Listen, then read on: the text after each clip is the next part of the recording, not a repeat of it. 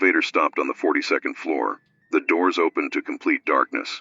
This was supposed to be my easiest assignment yet. 6 months earlier, I'd started working for Titan Security Services after moving to Chicago. My previous job in Milwaukee had ended badly. I'd blown the whistle on a police corruption ring and found myself unemployable in law enforcement. I needed a fresh start somewhere nobody knew my history. Titan specialized in corporate building security. Most contracts were boring. Walk the floors, check doors, write incident reports. The pay was decent, and the overnight shifts meant I rarely dealt with people. Perfect for someone trying to disappear. The Meridian Financial Tower was different from the start. 60 floors of prime downtown real estate, mostly empty at night except for a few investment firms running international markets. But there were details that didn't add up. Extra security cameras with no feeds to the main desk. Service elevators that required special key cards I wasn't given. And my supervisor, Rodriguez, had been unusually specific during my briefing. Never go above the 40th floor, he'd said, avoiding eye contact. Client's orders. They handle their own security up there. What kind of client needs 40 floors but only uses 20? Rodriguez had paused too long before answering. Medical research firm. Confidential work. Above your pay grade, Martinez. But I'd seen the building directory. No medical companies listed above 40. I'd been working Meridian for 3 weeks, and each night the inconsistencies gnawed at me. The building felt different on Thursday nights. More activity in the service areas, unusual vehicles in the loading dock, and twice I'd heard sounds from the upper floors that the building's white noise system couldn't quite mask. It was a Thursday in November when everything unraveled. An early winter storm had knocked out power across half of downtown. Meridian's backup generators kept essential systems running, but the building felt exposed, vulnerable, like someone had peeled back its protective layers. I was finishing my 10 p.m. round when I heard it, a sound that made my blood freeze. A woman screaming, faint but unmistakable, coming from somewhere above the ceiling. Then the elevator chimed. I hadn't called for it. The doors opened, revealing an empty car with all buttons lit up like a Christmas tree. Floor 42 was pulsing red, as if the building itself was bleeding. Someone or something was requesting pickup from a floor I wasn't supposed to access. I tried my radio. Rodriguez, you there? I've got a situation. Nothing but static. The storm had probably knocked out the cell towers, but something about the silence felt deliberate, calculated. The elevator doors started to close. Every instinct screamed at me to walk away, finish my shift, collect my paycheck. But that scream echoed in my head. Someone needed help. I stepped inside and pressed the lobby button, but the elevator ignored me. It began rising automatically, passing floors I recognized until it entered the restricted zone. The numbers on the display seemed to glow brighter as we climbed higher. 41, 42. The doors opened with a mechanical sigh. The floor was pitch black except for emergency lighting that cast everything in hellish red. But this wasn't office space. Hospital gurneys were arranged in precise rows like some twisted operating theater. Medical equipment hummed in the darkness. Ventilators, heart monitors, and machines I couldn't identify but instinctively feared. The smell hit me next. Antiseptic trying to mask something organic and wrong. Like a morgue pretending to be a hospital. Please. A woman's voice, barely a whisper. Someone help me. I followed the sound deeper into the maze of equipment, my flashlight revealing details that made my stomach clench. Restraint straps still warm from recent use. IV stands with tubes that led to drainage bags filled with something dark, and surgical instruments laid out on metal trays, some of them still wet. I found her strapped to a gurney near the windows, her body positioned to catch the city lights like some macabre display. She was maybe 30, wearing a hospital gown that had been cut open for easy access to her torso. Conscious but drugged, her pupils dilated with whatever they'd pumped into her system. But it was the surgical markings on her abdomen that made me understand the true horror. Someone had drawn incision lines in surgical marker, mapping out her organs like a butcher's diagram. Who did this to you? I asked, working frantically on the restraints. The doctors. Her voice was slurred but urgent. They said I volunteered for a study, signed papers I don't remember signing. She gripped my wrist with surprising strength, but I heard them talking. They're not studying anything. They're harvesting. As I freed her arms, she pointed toward a corridor lined with doors. There are others. I've heard them crying at night. At least 6 more in the back rooms, maybe more in the basement levels. That's when the elevator chimed again.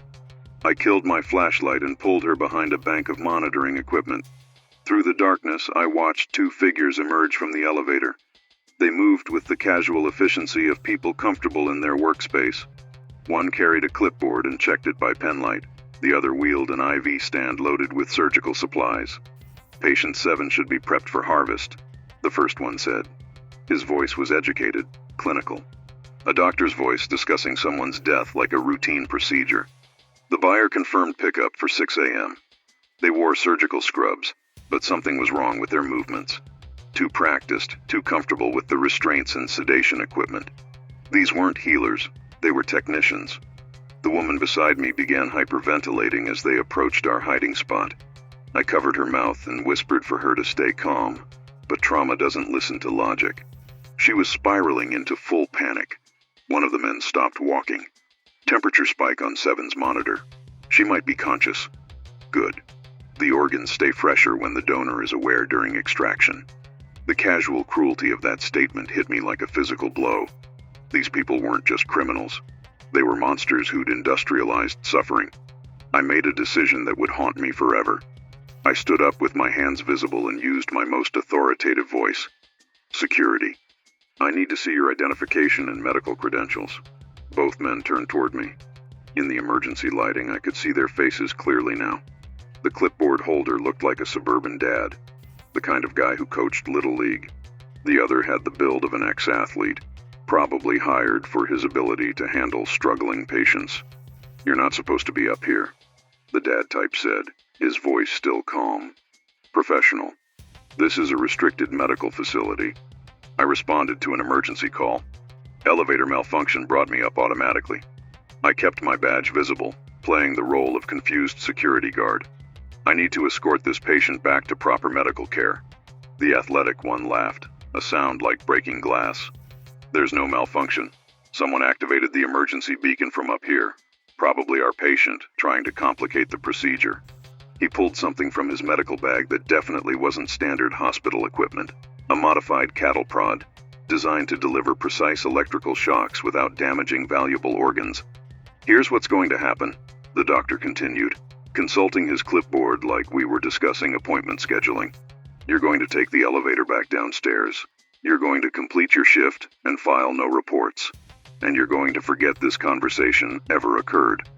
And if I refuse," he gestured toward an empty gurney, "we're always looking for compatible donors. AB negative blood type is particularly valuable." How did he know my blood type? I'd never told anyone at Titan, but somehow these people had access to my medical records. This operation had resources, connections, and a reach that extended far beyond this building. The woman whispered urgently in my ear. "Room 42C, that's where they keep the others. Please don't leave them." I thought about Rodriguez's warnings, about the job I desperately needed, about the smart choice of walking away and pretending I'd never seen any of this. But 20 years of police work had burned certain truths into my soul. When innocent people are in danger, there is no walking away. "Let's go," I told the woman, helping her toward the elevator while keeping myself between her and the 2 men. But when we reached the elevator bank, all the floor buttons were dark. The car wasn't responding to any commands. "Biometric override," the doctor explained, showing me a small device on his wrist. "This elevator only moves when authorized personnel activated." They were advancing now, the cattle prod crackling with each step. I scanned for exits and spotted a fire door behind them, but it was equipped with an alarm system that would alert the entire building to our escape. That's when the power came back. The main grid restored service to downtown, and suddenly the entire 42nd floor was illuminated in harsh fluorescent light. What I saw destroyed any remaining hope that this was some misunderstanding or isolated incident. The entire floor had been converted into an organ harvesting facility that would have impressed a trauma center. Dozens of surgical stations, each equipped with life support systems and refrigeration units sized for human organs. Recovery areas with restraint beds designed to keep patients immobilized but alive during the extraction process. And there were more victims. At least 15 people visible from where I stood, all unconscious, all marked with surgical guidelines indicating which organs were designated for harvest. But the worst part was the efficiency. This wasn't a basement chop shop. This was an industrial operation with quality controls and production quotas. There were charts tracking organ compatibility, delivery schedules, and financial projections that treated human lives as renewable resources. The doctor cursed and activated his wrist device. "We have a security breach on 42. Initiate full containment protocol." Throughout the floor, additional lights began flashing. Blast doors sealed the fire exits. The windows, which I'd assumed were just tinted, became opaque as electromagnetic locks activated. This room had been designed as a containment facility from the beginning. I pulled out my phone to call 911, but the screen showed no signal. The building wasn't just blocking cellular communication on the upper floors, it was actively jamming all wireless signals. The woman grabbed my arm. "The service tunnels. There's a maintenance access behind the refrigeration units that connects to the building's utility systems." We ran toward the back of the facility while the men coordinated on their radios. I could hear elevator doors opening. More people were coming up. And from their communications, this emergency response team had military-level organization. The maintenance access was hidden behind a false wall lined with organ storage units. Each unit was labeled with blood type, tissue compatibility, and scheduled delivery dates. The scope of this operation was staggering. They weren't just harvesting organs locally. This was an international supply chain. The woman knew exactly where to find the access panel. "I worked here before they grabbed me," she explained as we slipped into a narrow utility corridor. "I was an investigative journalist researching organ trafficking. Got too close to the truth, so they decided to make me part of the inventory." "How long have you been here?" 3 weeks. They've been keeping me alive while running compatibility tests, waiting for the right buyer." Her voice was steady now, focused. "I've been documenting everything I could see and hear, memorizing names and procedures." We followed the utility corridor to a maintenance elevator that wasn't connected to the building's main system. As we descended, I could hear alarms echoing through the ventilation system.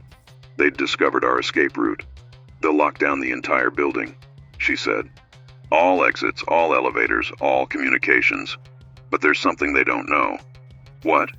"I wasn't just investigating them, I was working with the FBI. There's a task force that's been tracking this organization for 2 years. She pulled a small device from inside her hospital gown. A GPS beacon disguised as a medical alert bracelet. "I activated this when I heard you coming. Federal agents should be mobilizing right now." By the time we reached the basement parking garage, I could hear helicopters approaching the building. But we still had to survive long enough for help to arrive. The garage was darker than usual, with several security cameras that had been repositioned to eliminate blind spots. They'd been watching every move I made for weeks, probably planning how to incorporate me into their operation if I became a problem. My security vehicle was parked near the attendant booth, but when I tried to start it, nothing happened. They'd disabled it remotely, probably the moment I stepped onto the 42nd floor. "The loading dock," the woman pointed to a service tunnel near the freight elevators. "It connects to the subway system through the old pneumatic mail tubes. We can reach the surface through the Federal Plaza station." We were halfway across the garage when the service elevator opened. The doctor stepped out with 4 others, all wearing tactical gear and carrying weapons that definitely weren't standard medical equipment.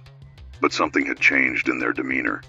Instead of the casual confidence they'd shown upstairs, they looked nervous, rushed. "Federal agents are surrounding the building," the doctor called out. "But that doesn't change your situation. Come back now and we'll ensure you survive the next few hours." I pushed the woman toward the maintenance tunnel and turned to face them. "Go. Get to the FBI. I'm not leaving you. Someone needs to testify about what's happening here. I'll buy you time." She hesitated, then pressed something into my hand. Not a flash drive. Something much more sophisticated. A military-grade data storage device that felt warm to the touch. 2 years of evidence, she whispered. Names, locations, financial records, victim profiles. Everything they've done and everyone who's helped them do it. Then she disappeared into the tunnel. The confrontation in the parking garage lasted exactly 4 minutes and 37 seconds. I know because I was wearing a fitness tracker that recorded the entire encounter. I managed to disable 2 of their team before a tranquilizer dart hit my neck, but not before I'd hidden the data device in a location they'd never think to search. The last thing I remember was the doctor standing over me, but he wasn't talking about disposal anymore. He was arguing with someone on his radio about extraction procedures and federal warrants. I woke up in a federal medical facility in Quantico 3 days later. The journalist had reached the FBI task force and agents had raided Meridian Tower while I was unconscious, but the operation was larger and more sophisticated than anyone had imagined. The 42nd floor was just one node in a network that spanned 14 cities and 3 countries. They'd been harvesting organs from homeless people, undocumented immigrants, and anyone else society wouldn't miss, then selling them to wealthy clients who could afford to skip transplant waiting lists. The surgeon running the Chicago operation was Dr. Marcus Veniamin, who'd been stripped of his medical license 15 years earlier for conducting unauthorized experiments on psychiatric patients. But he'd never stopped practicing. He'd just moved his work into the shadows. Titan Security wasn't just complicit, they were partners. Rodriguez and 8 other supervisors had been recruited specifically to provide access and cover for the organization's activities. The company had been receiving payments through a maze of shell corporations that ultimately traced back to medical tourism companies in Eastern Europe. But the most disturbing revelation came from the data device the journalist had given me. The organ trafficking was just one revenue stream for a larger criminal enterprise. They were also conducting illegal medical research, testing experimental procedures on unwilling subjects, and selling the resulting data to pharmaceutical companies that didn't ask too many questions about its source. The trial lasted 14 months and involved prosecutors from 6 different jurisdictions. I testified for 3 days about everything I'd witnessed, and my testimony helped convict 27 people on charges ranging from conspiracy to first-degree murder. Dr. Veniamin received life without parole, but he never revealed the identities of his clients or the locations of other facilities. Even facing execution, he maintained that he was part of something larger than anyone understood. Here's what still keeps me awake at night, though. During the investigation, federal agents discovered evidence suggesting that Meridian Tower wasn't just one of 12 facilities. It was one of 43. The organization had been operating for at least 7 years, with estimated revenues exceeding $2 billion. Most of the money disappeared into cryptocurrency accounts that couldn't be traced. Most of the clients were never identified, and most of the facilities were shut down and abandoned before authorities could raid them. I don't work security anymore. Can't trust that any building I'm hired to protect isn't hiding something worse than I can imagine. Instead, I work with the FBI's Human Trafficking Task Force, helping to identify and shut down operations that prey on vulnerable populations. The journalist, whose name is Sarah Chen, continued her investigative work after recovering from her ordeal. Her reporting has led to raids in 9 different cities and the rescue of more than 200 victims. But she travels with federal protection now, because people like Dr. Veniamin don't forgive witnesses. The data device she gave me contained evidence implicating corporate executives, medical professionals, government officials, and law enforcement personnel in 12 states. Most of them were never prosecuted due to jurisdictional complications and political pressure, but some of them are still active. Every few months I receive encrypted messages from people claiming to represent various legal departments. They offer substantial compensation in exchange for signing agreements that would prevent me from discussing my experiences with media or law enforcement. I forward every message to the FBI, because somewhere out there, in office buildings and warehouse complexes and medical facilities that look perfectly legitimate from the outside, people are being held against their will. And the only thing protecting the perpetrators is a network of corrupted institutions and compromised individuals who profit from looking the other way. The last time I spoke with Sarah, she told me about a new case she's investigating. A pharmaceutical testing facility in Detroit, where security guards have been specifically instructed never to enter certain laboratory areas without executive authorization. The patterns never change. The technology gets more sophisticated. The legal protections get more complex. But the fundamental business model remains the same. Find people nobody will miss and turn their suffering into profit. But there's something else, Sarah told me. Something that gives me hope in the darkest moments. The federal task force has been expanding, recruiting investigators and prosecutors who specialize in these kinds of cases. And they're not just targeting the foot soldiers anymore. They're going after the clients. The ones who pay for harvested organs and illegal procedures. The ones who think their wealth makes them untouchable. Because it turns out that even billionaires leave digital footprints when they're trying to buy their way out of death. And some secrets are too big to stay buried forever. The investigation continues.